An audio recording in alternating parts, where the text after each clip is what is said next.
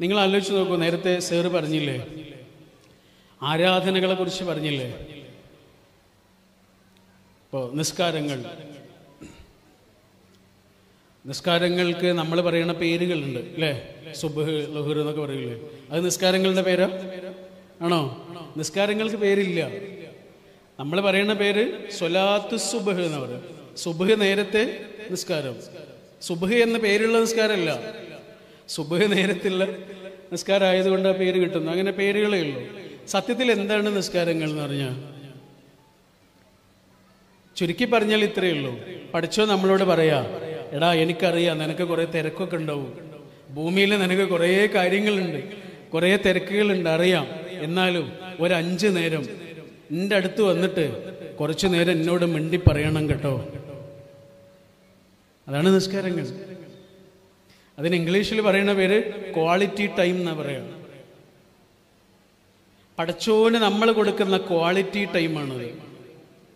നമ്മളേറ്റവും സുന്ദരമായി കൊണ്ട് നടക്കുന്ന നമ്മുടെ മുഖം താഴെ കൊണ്ടുപോയി വെക്കുക, മണ്ണില. ശരിക്കും അവിടെ ഒരു നിസ്കാരപ്പടം ഉണ്ടാവും.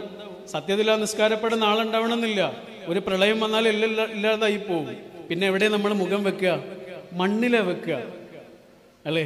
നമ്മൾ ഏറ്റവും സുന്ദരമായി കൊണ്ട് നടക്കുന്ന നമ്മുടെ മുഖം, പടച്ചോനെ നീയാണ് വലുത്, നീയാണ് വലിയവൻ, എനിക്ക് വേറൊന്നും വലുതല്ല, പടച്ചോനെ നീയാണ് വലുത് എന്ന് പറഞ്ഞിട്ട് മണ്ണിലിങ്ങനെ കൊണ്ടുപോയി വെക്കുന്ന അതിമനോഹരമായ മധുരോദാരമായ ഒരനുഭവത്തിൻ്റെ പേരാണ് സുജൂദ് എന്ന് പറയുന്നത് അല്ലേ.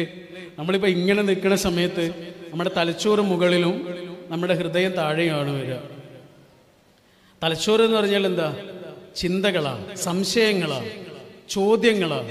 ഇതൊക്കെയാണ് തലച്ചോറിനകത്തുള്ളത്. ലോജിക്കൽ എന്നാണ് പറയുക.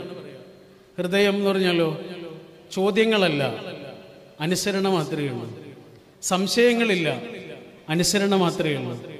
കരുണ, സ്നേഹം, വാത്സല്യം, ഓർമ്മകൾ, ഇതിനൊക്കെ നമ്മൾ പറയുന്ന ഹൃദയത്തെയാണ് അതിനു വേണ്ടിയിട്ട് നമ്മൾ ഉപമയാക്കിയിട്ട് പറയാം. ഇത് ലോജിക്കലാണെങ്കിൽ ഇത് ഇമോഷണലാണ്. നിറയെ ഇമോഷൻസാണ്, ഫീലിങ്സാണ് അല്ലേ. നമ്മളിങ്ങനെ നിൽക്കുന്ന സമയത്ത് തലച്ചോറ് മുകളിലും ഹൃദയം താഴെയുമാണ്. ഇത് നേരെ തിരിച്ചാകണ ഒരേ ഒരു സമയമുള്ളൂ അല്ലേ. ഹൃദയം മുകളിലും തലച്ചോറ് താഴെയുമാകുന്ന അതീവ ഹൃദ്യമായ ഒരനുഭവത്തിൻ്റെ പേരാണ് സുജൂദ്. സുജൂദ് കാരണം സുജൂദ് എന്ന് പറഞ്ഞാൽ അനുസരണയാണ്, ചോദ്യങ്ങളൊന്നുമില്ല. 3, 4, 5, 6 ഒക്കെ അടി ഉയരമുള്ള മനുഷ്യൻ 1/2 ഇഞ്ചോ 1 ഇഞ്ചോ ഒക്കെ ആയിട്ട് ചെറുതായിട്ട് പഠിച്ചവനോട് പറയാ, പഠിച്ചോനെ നീയാണ് വലുത്, എനിക്കെൻ്റെ പൈസയൊന്നും വലുതല്ല, എൻ്റെ കച്ചവടമൊന്നും വലുതല്ല, എൻ്റെ വീടൊന്നും വലുതല്ല, ഒന്നും എനിക്ക് വലുതല്ല, ഒക്കെ തന്നോനാണ് വലുത് എന്ന് പറഞ്ഞിട്ടാണ് ഇത് ചെയ്യുന്നത്. അപ്പം നിസ്കാരങ്ങൾ ശരിക്കും എന്താ? പഠിച്ചോനോട് നമ്മൾ നടത്തുന്ന ക്വാളിറ്റി ടൈമിൻ്റെ ഷെയറിംഗ് ആണത്. സമയമല്ല, നല്ല സമയം. ഇപ്പോൾ ഒരു സൊഫിൽ 10 ആളുകൾ നിസ്കരിക്കുന്നുണ്ടെങ്കിൽ ആ 10 ആളുകളും ചെയ്തത് ഒരേ കാര്യമാണ്. കൈ കെട്ടുന്നു, റുക്കൂ ചെയ്യുന്നു അല്ലേ, ഒരേ കാര്യമാണ്. പ്രാർത്ഥിച്ചത് ഏകദേശം ഒരേ കാര്യങ്ങളാണ് നിസ്കരിക്കുമ്പോൾ. പക്ഷെ ആ 10 ആളുകൾക്കും 10 കൂലിയാണ് അല്ലേ. എല്ലാവർക്കും ഒരേപോലെയാണോ പ്രതിഫലം? അല്ല, 10 ആളുകൾക്കും 10 പ്രതിഫല. കാരണം ചില ആളുകൾ ആ നിസ്കാരത്തിൽ മനസ്സുണ്ടാവില്ല, ശരീരം മാത്രമേ ഉണ്ടായിട്ടുള്ളൂ. അവർ പഠിച്ചവന് സമയം മാത്രമേ കൊടുത്തിട്ടുള്ളൂ, നല്ല സമയം കൊടുത്തിട്ടില്ല. അപ്പം എൻ്റെ കൂടെ ജീവിക്കുന്ന ആള് എന്നോട് പറയാ, എനിക്ക് നിങ്ങളോട് കുറച്ച് സംസാരിക്കാനുണ്ട്. അപ്പം ഞാൻ പറഞ്ഞു, ആ നമുക്ക് സംസാരിക്കാം, നമുക്ക് 5:30 മുതൽ 6 മണി വരെ നമുക്ക് ഒരുമിച്ചിരുന്ന് സംസാരിക്കാം എന്ന് ഞാൻ അയാളോട് പറഞ്ഞ് 5:30 മുതൽ ഞങ്ങൾ സംസാരിക്കാൻ വേണ്ടി ഇരിക്കുകയാണ്. അയാൾ എന്നോട് സംസാരിക്കുകയാണ്. അയാൾ സംസാരിക്കുമ്പോൾ ഞാൻ എൻ്റെ ഫോണിൽ നോക്കിയിരിക്കുകയാണെന്ന് വിചാരിച്ചോളൂ. അയാൾ പറയുന്നതിനൊക്കെ ഞാൻ മൂളുന്നുണ്ട്, അത്രയേ ഉള്ളൂ. അയാൾ എന്താണ് പറഞ്ഞതെന്ന് കുറച്ചൊക്കെ കേട്ടിട്ടുണ്ട്. അയാളെ കേൾക്കാൻ വേണ്ടി ഇരുന്നു എന്നേ ഉള്ളൂ. ഞാനത് ശ്രദ്ധിച്ചിട്ടൊന്നുമില്ല. ഞാൻ അയാൾക്ക് സമയം കൊടുത്തിട്ടുണ്ട്, ക്വാളിറ്റിയുള്ള സമയം കൊടുത്തിട്ടില്ല, നല്ല സമയം കൊടുത്തിട്ടില്ല. നല്ല സമയം കൊടുക്കുക എന്ന് പറഞ്ഞാൽ എന്താ? ഒരാൾ നമ്മളോട് സംസാരിക്കുമ്പോൾ ആ പറഞ്ഞ കാര്യങ്ങളില്ലേ, അത് അതേപോലെ തിരിച്ചു പറഞ്ഞു കൊടുക്കാൻ കഴിയുന്ന അത്രയും ശ്രദ്ധയോടെ ഒരാളെ കേട്ടിരിക്കുന്നതിൻ്റെ പേരാണ് ക്വാളിറ്റി ടൈം എന്ന് പറയുന്നത്. നിസ്കാരങ്ങൾ അതാണ്. ശരിക്കും നിസ്കാരം എത്ര സമയമായിരുന്നു? 5 അല്ല 50 സമയമായിരുന്നു, 50 വക്തായിരുന്നു അല്ലേ? പിന്നെയാണ് അത് 5 ആക്കിയിട്ട് ചുരുക്കിയത്. ശരിക്കും പഠിച്ചവൻ ആഗ്രഹിച്ചത് ഈ തിരക്കിന്റെ ഇടയിൽ 50 പ്രാവശ്യം പഠിച്ചവനോട് നമ്മൾ വർത്തമാനം പറയണമെന്നായിരുന്നു. പക്ഷെ പഠിച്ചവനത് ചുരുക്കി 5 വട്ടം മതി എന്നുള്ള തീരുമാനത്തിലെത്തി. ക്വാളിറ്റി ടൈമിന്റെ പ്രാധാന്യം എന്താണ് എന്ന് വെറുതെ ആലോചിച്ച് നോക്കൂ. നമ്മളെ ഏറ്റവും സംസാരിക്കേണ്ടത് നമ്മുടെ കുട്ടികളോടാണ്. നമ്മളെ ഏറ്റവും സംസാരിക്കേണ്ടത് നമ്മുടെ കുട്ടികളോടാണ്. അതിനെന്ത് വേണം? നമ്മൾ അവരും തമ്മിൽ സംസാരിക്കാനുള്ള പൊതുവായ വിഷയങ്ങൾ ഉണ്ടാക്കിയെടുക്കേണ്ടി വരും. നമ്മുടെ കുട്ടികൾക്ക് ഇഷ്ടമുള്ള വിഷയങ്ങൾ ചിലപ്പോൾ നമുക്ക് ഇഷ്ടം ഉണ്ടാവണമെന്നില്ല അല്ലേ? ഇപ്പൊ ബാഴ്സലോണ എന്ന് പറഞ്ഞൊരു ക്ലബ്ബുണ്ട്, നിങ്ങൾക്ക് അറിയില്ലേ? ബാഴ്സലോണ അറിയില്ലേ? എൻ്റെ ക്ലബ് ഏതാ? എൻ്റെ ക്ലബ് ഏതാ? ആണോ? ബാഴ്സലോണ ഇഷ്ടമല്ല? അല്ല, ലോകത്തിലുള്ള ക്ലബ്ബാണ് ഞാൻ ചോദിച്ചത്. PSG, ബാഴ്സലോണ, അങ്ങനെ ക്ലബ്ബുകളില്ലേ തന്നെ? ബാഴ്സലോണ എന്ന് പറഞ്ഞൊരു ക്ലബ്ബുണ്ട് കേട്ടോ, വലിയ ക്ലബ്ബാണ്. അതൊരു ചെറിയ നാട്ടുമ്പുറത്ത് തുടങ്ങിയ ഒരു ക്ലബ്ബാണ്. നമ്മുടെ നാട്ടിലൊക്കെ തുടങ്ങണമല്ലോ. തുടങ്ങിയിട്ട് പിന്നെ ലോകം മുഴുവനും ഏറ്റവും റേറ്റിംഗിൽ ഏറ്റവും വലിയ ക്ലബ്ബുകളിൽ ഒന്നായി മാറിയ ക്ലബ്ബാണ് ബാഴ്സലോണ. എനിക്ക് പേഴ്സണലി ഇത് വലിയ താല്പര്യമൊന്നും ഇല്ലായിരുന്നു. പക്ഷെ ആ ടീമിനെ കുറിച്ച് പഠിക്കേണ്ട ആവശ്യം നമുക്ക് വന്നു. എന്താണ് ബാഴ്സലോണയുടെ ചരിത്രം എന്ന് പഠിക്കേണ്ടി വന്നു. ബാഴ്സലോണയിൽ കളിച്ച് വളർന്ന പ്രഗത്ഭരായ കളിക്കാർ ആരൊക്കെയാണ് എന്ന് അറിയേണ്ടി വന്നു. ഇപ്പം ആരൊക്കെയാണ് അതിനകത്തുള്ളത് എന്ന് അറിയേണ്ടി വന്നു. അതാരൊക്കെയാണ് അതിൻ്റെ മാനേജർമാർ എന്ന് പഠിക്കേണ്ടി വന്നു. കോച്ചുമാർ ആരൊക്കെയെന്ന് പഠിക്കേണ്ടി വന്നു. ഇതെന്തിനാണെന്നറിയോ? 13 വയസ്സുള്ള ഒരാളുണ്ട് വീട്ടിൽ. അയാളോട് സംസാരിക്കണമെന്നുണ്ടെങ്കിൽ എനിക്ക് ബാഴ്സലോണയെ കുറിച്ച് അറിഞ്ഞേ പറ്റുള്ളൂ. കാരണം നമുക്ക് താല്പര്യമുള്ള വിഷയങ്ങളല്ല അയാൾക്ക് താല്പര്യമുള്ള വിഷയങ്ങളാവുക. അയാൾക്ക് താല്പര്യമുള്ള വിഷയങ്ങൾ കൂടി നമ്മൾ അറിഞ്ഞാലേ നമുക്ക് അയാളോട് സംസാരിക്കാൻ വിഷയങ്ങൾ ഉണ്ടാവുകയുള്ളൂ. അല്ലെങ്കിൽ അയാൾ എന്ത് പറയും? വാപ്പാക്ക് അതൊന്നും മനസ്സിലാവില്ല എന്ന് പറയും, ഉമ്മാക്കതൊന്നും മനസ്സിലാവില്ല, വാപ്പാക്കതൊന്നും മനസ്സിലാവില്ല എന്ന് പറഞ്ഞ് മനസ്സിലാകുന്ന ആൾക്കാരെ തെരഞ്ഞു പോകും അല്ലേ? നമ്മളെ ഏറ്റവും സംസാരിക്കേണ്ടത് നമ്മുടെ കുട്ടികളോടാണ്. അതാണ്. ഒരു വീടിനകത്തേക്ക് ബർക്കത്ത് ഉണ്ടാവുക എന്ന് പറയുന്നത് വെറുതെ ഉണ്ടാവില്ല. ആ വീടിനകത്തുള്ളത് ആരൊക്കെയാണോ അവർ നമുക്ക് ഏറ്റവും പ്രയോറിറ്റിയുള്ള മുൻഗണനയുള്ള മനുഷ്യന്മാരായി മാറുമ്പോഴാണ്. അങ്ങാടിയല്ല നമുക്ക് മുൻഗണന, നാട്ടുകാരല്ല നമുക്ക് മുൻഗണന, കൂട്ടുകാരുമല്ല നമുക്ക് മുൻഗണന. എല്ലാം കഴിഞ്ഞ് അവസാനം കയറി വരാനുള്ള സ്ഥലമാണ് നമുക്ക് മുൻഗണന. അതാണ് ആഘോഷങ്ങളുടെ ഏറ്റവും വലിയൊരു പ്രശ്നം. ആഘോഷങ്ങൾക്കൊരു പിറ്റേന്നുണ്ട് എന്നുള്ളതാണ്. കല്യാണത്തിന്റെ ഏറ്റവും വലിയൊരു പ്രശ്നം കല്യാണത്തിനൊരു പിറ്റേന്നുണ്ട് എന്നുള്ളതാണ്. പിറ്റേന്ന് അവിടെ ബിരിയാണി ഉണ്ടാവില്ല. ബിരിയാണി വെച്ച ചെമ്പ് എടുത്തോണ്ട് പോകുന്ന കാണാം, കെട്ടിയ പന്തലൊക്കെ അഴിച്ചുകൊണ്ട് പോകുന്ന കാണാം. അതെന്തുകൊണ്ടാ? കല്യാണത്തിന്റെ പിറ്റേന്ന് കല്യാണമില്ല, ആഘോഷങ്ങളുടെ പിറ്റേന്ന് ആഘോഷമില്ല. ഇതേപോലെ ഇന്ന് നമുക്ക് കൂട്ടുകാരും നാട്ടുകാരും കമ്പനിയും ഒക്കെ ഉണ്ടാവും. ഒക്കെ നമ്മുടെ ജീവിതത്തിന്റെ ഭാഗവുമാണ്.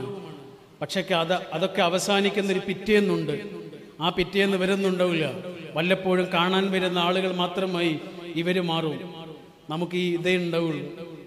ഈ വീടിനകത്തുള്ള 3-4 ആളെ ഉണ്ടാവുള്ളൂ. അതുകൊണ്ടാണ് മുൻഗണന എന്ന് പറഞ്ഞത്. നമ്മൾ ബസ്സിൽ ഇങ്ങനെ യാത്ര ചെയ്യുന്ന സമയത്ത് നമുക്കൊരു പനി വരുന്നു എന്ന് വിചാരിക്കുക.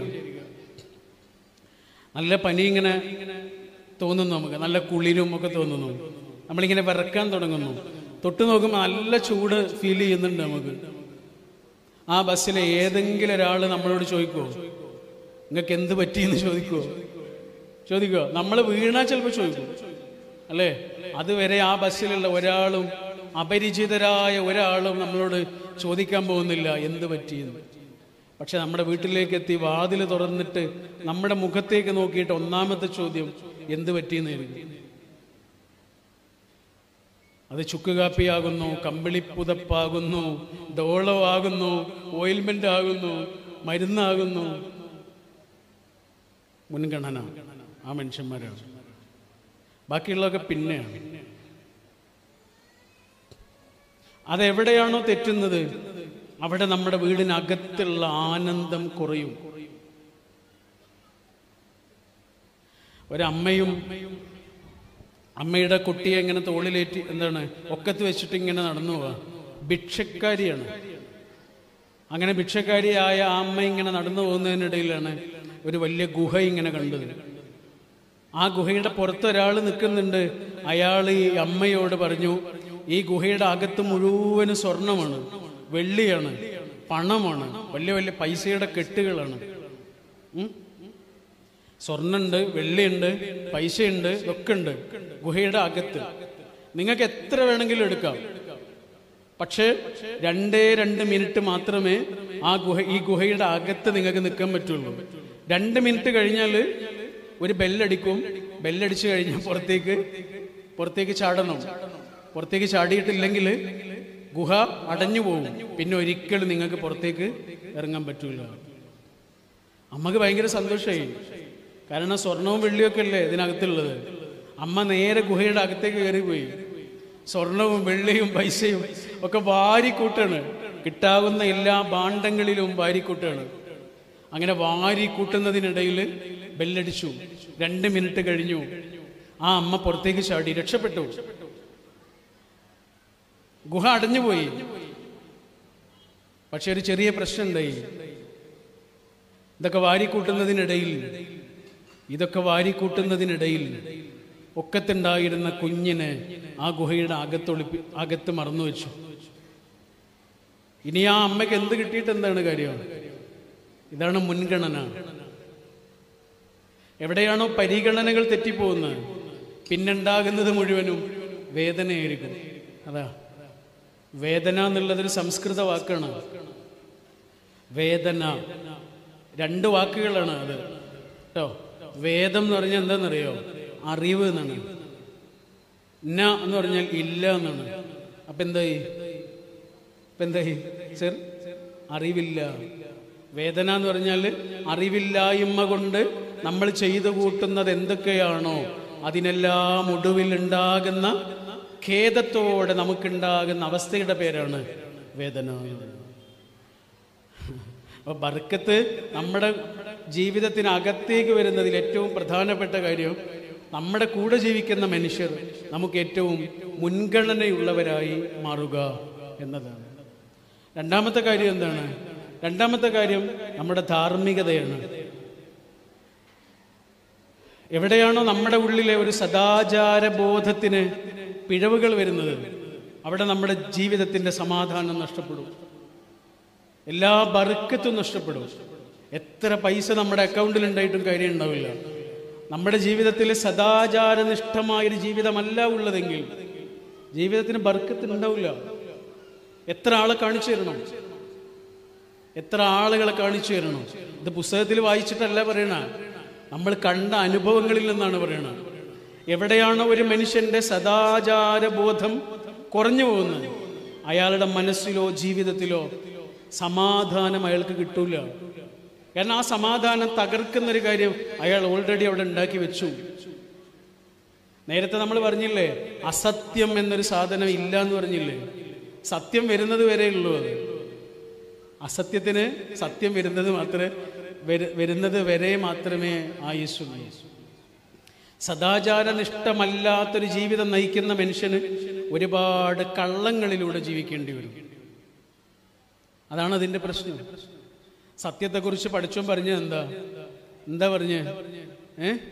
പഠിച്ചോന്റെ പേരാണ് സത്യം, അല്ലേ? സത്യമുള്ളവൻ എന്നല്ല, കാരുണ്യമുള്ളവൻ എന്നാണ് പറഞ്ഞത്. റഹീം, റഹ്മാൻ എന്നൊക്കെ പറഞ്ഞാല് കാരുണ്യം ഉള്ളവൻ എന്നാണ്. അങ്ങനെയല്ല പഠിച്ചോൻ പറഞ്ഞു, സത്യം എന്നാണ് പറഞ്ഞു. ഹക്ക്, സത്യമുള്ളവൻ എന്ന് അതിനൊരു അർത്ഥം ഉണ്ടോ എന്ന് എനിക്കറിയില്ല കേട്ടോ. പക്ഷെ ഹക്ക് എന്ന് പറഞ്ഞാൽ സത്യം എന്നൊരർത്ഥമുണ്ട്. അങ്ങനെ കുറെ പേരുകളുണ്ട് അള്ളാഹുവിന്. അദിൽ എന്ന് പറഞ്ഞിട്ടുണ്ട്, നീതി. നീതിമാൻ എന്നല്ല, നീതി. നൂർ, വെളിച്ചം. അതേപോലെയാണ് ഹക്ക്, സത്യം. എവിടെയാണ് ഒരു മനുഷ്യന്റെ ഉള്ളിലെ സത്യത്തിന് കോട്ടം വരുന്നത്, അവിടെ അയാളുടെ ഉള്ളിലെ സമാധാനത്തിന് കോട്ടം വരും. കാരണം സമാധാനവും അസത്യവും ഒരുമിച്ച് ജീവിക്കൂല. അതുകൊണ്ടാണ് അസത്യം എവിടെയാണോ ഉള്ളത് അവിടുന്ന് സമാധാനം ഇങ്ങനെ പുറത്തേക്ക് ഇറങ്ങി പോകും.